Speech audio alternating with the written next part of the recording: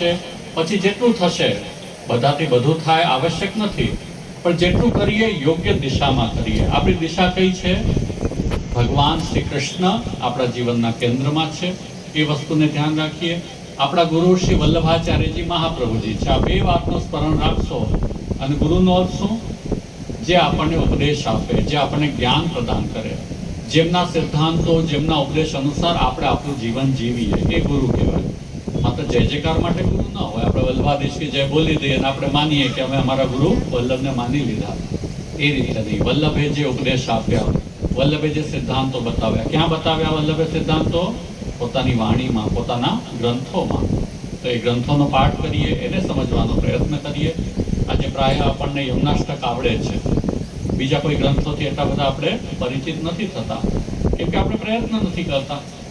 યમનાષ્ટક પણ શા માટે આવડે છે? આપણે પ્રયત્ન કર્યો નહીં, બધા ભેગા થઈને કરતા હતા એટલે આવડી ગયું, એવું થયું ને, આવડી ગયું. આપણો પ્રયત્ન તો એમાં પણ નથી.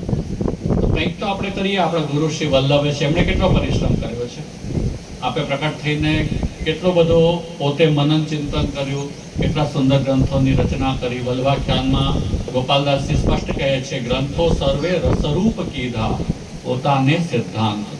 જે રસ છે ને એ વલ્લભની વાણીમાં છે. આજે આપણને રસ પ્રસાદમાં લાગે કે મોહનથાળ મઠડી મળે એટલે આપણને લાગે રસ મળ્યો. એ રસ સાચો રસ નથી. સાચો રસ ક્યાં છે? વલ્લભની વાણીમાં છે. અને વલ્લભની વાણીના રસને પ્રાપ્ત કરશો ને તો રસો વૈસહ, જે કૃષ્ણ રસ છે ને એ પ્રાપ્ત થશે. અને વલ્લભની વાણીમાં પ્રવેશ નહીં કરો તો એ કૃષ્ણરૂપી જે રસ છે એ ક્યારે પણ પ્રાપ્ત નહીં થાય. તો વલ્લભના એ માર્ગને વલ્લભના ઉપદેશ દ્વારા એને જીવનમાં ઉતારીએ. વલ્લભના ગ્રંથો દ્વારા શ્રી વલ્લભના માર્ગના સાચા સ્વરૂપનું જ્ઞાન પ્રાપ્ત કરીએ. અને પછી એક તો અનન્ય શરણાગતિ. આમ તે ભટકવાથી કશું નહીં થાય. સુખ દુઃખ તો ચક્રવત આવતા રહેવાના. કોઈના જીવનમાં પણ એક રૂપતા ન રહે. એ તો સુખ દુઃખ આવે, તમે કંઈ પણ માનશો, બધે ભટકશો ને તો પણ પાછું સુખ દુઃખનું ચક્ર તો ચાલતું જ રહેવાનું છે. એના કરતાં આપણી અનન્યતા, એ આપણું આત્મબલ, એ પ્રકારની વૃત્તિ હશે તો આપણું જીવન સફળ થશે. પ્રભુ જેમ રાખે લાલન ઝૂકી જઈએ, કૃપા તો લાલન ઝૂકી જઈએ. પ્રભુ જેમ રાખે એમ રહેવાની આપણી તૈયારી છે. આપણી અનન્ય નિષ્ઠા આપણા ઇષ્ટ પ્રતિ હોવી જોઈએ. બસ એ ભાવ આપણા સૌના હૃદયમાં જાગૃત રહે એવી શુભકામના આપું છું. જેમને ત્યાં પ્રભુ બિરાજતા હોય, પરમ સૌભાગ્યનો વિષય છે.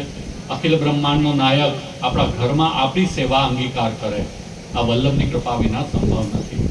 પહેલાના જે માર્ગો હતા, બીજી સાધનાઓ છે, એમાં તો કોઈને કોઈ મધ્યસ્થ હોય જે આપણા વતી કોઈ પૂજા કરી દે, એવો કંઈ આપણો પરોક્ષ સંબંધ હોય. સાક્ષાત સંબંધ તો આપણને વલ્લભની ગાનીથી અને વલ્લભની કૃપાથી જ પ્રાપ્ત થયો છે. વલ્લભે આપણી માટે ચિંતા કરીને કે સદોષ જીવ નિર્દોષ બ્રહ્મ સાથે કેવી રીતે સંબંધ થઈ શકે, ત્યારે આપણને વલ્લભની કાનીથી બ્રહ્મ સંબંધ પ્રાપ્ત થયું છે. એ પરમ ગૌરવને આપણે સૌ જીવીએ, એનો આનંદ માણીએ. અને કોઈ આપણને કહી દે કે આમ થવાથી તમે આમ કરશો તો આ સિદ્ધિ થશે, એ બધો ભ્રમ. કશું જ નથી થવાનું. આમ તેમ ભટકવાથી કોઈ પ્રાપ્તિ નથી. અનન્યતા એ જ આપણું સૌથી મોટું બલ છે. પ્રભુ પર વિશ્વાસ રાખીને, વલ્લભની વાણી પર વિશ્વાસ રાખીને, સાચા પુષ્ટિમાનને સમજીને અને આપણે આગળ વધીએ એવી શુભકામના. આજે વિવિધ પ્રવૃત્તિઓ આપણી સંસ્થાન દ્વારા પણ થઈ રહી છે. એક તો પાઠશાલાની પ્રવૃત્તિ ખૂબ મહત્વપૂર્ણ છે. અહીંયા ચાલે છે પાઠશાલા? ચાલતી હતી પહેલાં? સારું. તો એ ભૂતકાળ ના ચાલે, બધું વર્તમાનમાં હોવું જોઈએ. આજનો લાવો લીજીએ. તો પાઠશાલા અવશ્ય પ્રારંભ કરો. જે બાળકો દીક્ષિત થાય એને શિક્ષિત ના કરીએ કેમ ચાલે? જે બાળકો પુષ્ટિમાર્ગમાં આવ્યા, દીક્ષાનો આગ્રહ તો આપણને ખૂબ છે. આટલું નાનું બાળકો એને પકડી લઈ આવીએ, નામ પમાવી દો, પછી એને સંસ્કાર નહીં આપો, એની શરણાગતિનું એને ભાવન થાય એ પ્રકારનું વાતાવરણ નહીં આપો, તો દીક્ષાનો પણ કોઈ લાભ નહીં થાય. છેલ્લે પછી સ્થિતિ આપણી એવી થાય કે સૌથી પહેલાં ગુરુ ધારણ કરીએ ત્યારે યાદ આવે, ને પછી ક્યારે યાદ આવે? માલા પેરામણી વખતે પાછા યાદ કરવાના. ગુરુ કોણ હતા? પાછું એક માલા પેરામણી યાદ કરીએ, ગુરુ કોણ હતા. અને વચ્ચેના જીવનમાં શું કર્યું? કશું જ નહીં. એનો તો કોઈ અર્થ નહીં ને. એવી વૈષ્ણવતા શું કામની? એવી ધાર્મિકતા શું કામની? અને એનો લાભ શું? એટલે જીવનમાં શું કરીએ છીએ એનું મહત્વ. અને એમાં પણ પુષ્ટિમાર્ગની વાત કરતા હોઈએ, જ્યાં મોક્ષની પણ અપેક્ષા નથી, એવો આપણો માર્ગ છે. સ્મરણમ ભજનમ ચાપી ન ત્યાજ્યમ ઇતિ મેમતિ. આપણી મુક્તિ શું છે? ભગવાન શ્રી કૃષ્ણનું સ્મરણ અને ભજન સેવા, ક્યારે પણ ન છૂટે એ જ આપણી મુક્તિ. એવો જે માર્ગ હોય એના કરતાં જીવન તો બીજો કયો માર્ગ હોઈ શકે?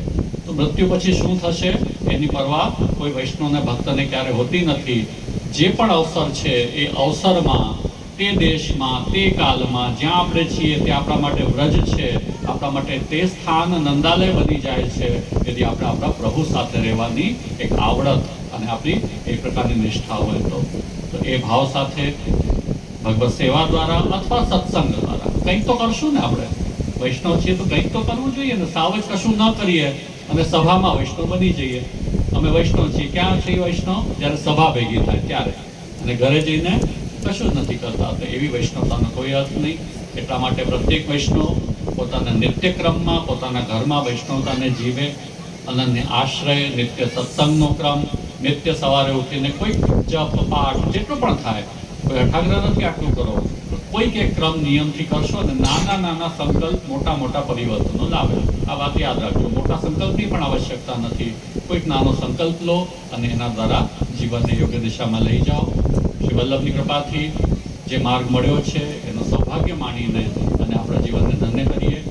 વિશેષમાં બાળકોને સંસ્કાર આપીએ, પુષ્ટિ માર્ગ સિદ્ધાંત સમજાવીએ અને યુવાનો માટે ખાસ આગ્રહ છે કે કંઈક સારું કરો કે ન કરો પણ વ્યસનરૂપી નબળાઈથી તો મુક્ત થાઓ.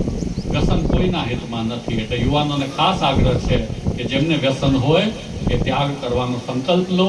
તરત ન થાય તો ધીમે ધીમે છોડો. વ્યસન મુક્તિ પણ ખૂબ આવશ્યક તત્વ છે. આમાંથી કોઈને નથી ને વ્યસન? તો બધા ડાયા ડાયા છો ને? બધા વૈષ્ણવ છો તો સારા જ હશો ને? વ્યસન હશે તો પ્રભુનું વ્યસન હશે, શાસ્ત્રનું સત્સંગનું વ્યસન હશે, માવા તમાકુનું તો નહીં હોય. હવે મુક્ત થાવ, ન હોવું જોઈએ, ખૂબ જરૂરી છે. જો બહેનો કેટલા ખુશ થાય વાત કરીએ તો. ખૂબ આવશ્યક છે. આપણા પોતાના હિતમાં છે ને, આમાં તો કોઈનું હિત તો નથી. આત્મા વહી આત્માનો બંધુ. આપણે જ આપણા મિત્ર છીએ ને આપણે જ આપણા શત્રુ છીએ. આ પ્રકારના વ્યસન હશે, એના કારણે દુસ્સંગે લાગે. પછી વ્યસનીઓ ભેગા થાય તો દુસ્સંગની વાતો કરે.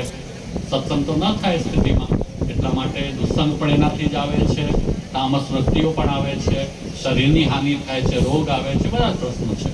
એટલા માટે વ્યસન મુક્ત થઈને અને સત્સંગી બનીએ, સત્સંગનિષ્ઠ બનીએ, સારા સંગનું વ્યસન કરીએ, શાસ્ત્રોનું વ્યસન થાય, સંસ્કૃત ભાષાનું વ્યસન થાય. ભગવદ્ ગુણાનુવાદ કીર્તન કેટલા સુંદર છે. આપણી કેટલી સુંદર પરંપરા છે. શીખવું જોઈએ બધાએ. એવું નથી કે કીર્તનકારોએ જ કીર્તન કરવાના. કીર્તનકાર ક્યાંથી આવ્યા? એમણે કંઈક શીખ્યું હશે ને, કોઈ પરંપરા એમણે ગ્રહણ કરી હશે ને. તો આપણે પણ કરી શકીએ ને, બધાનો અધિકાર છે. તો બધાએ કીર્તન શીખવા જોઈએ. એટલે આ પ્રકારની વૃત્તિઓ યદિ કેળવશું તો પછી આપણા જીવનમાં કોઈ કલ્યાણકારી વૃત્તિ, આપણો સ્વભાવ અને આપણને સંતોષ અને આનંદ પ્રાપ્ત થશે.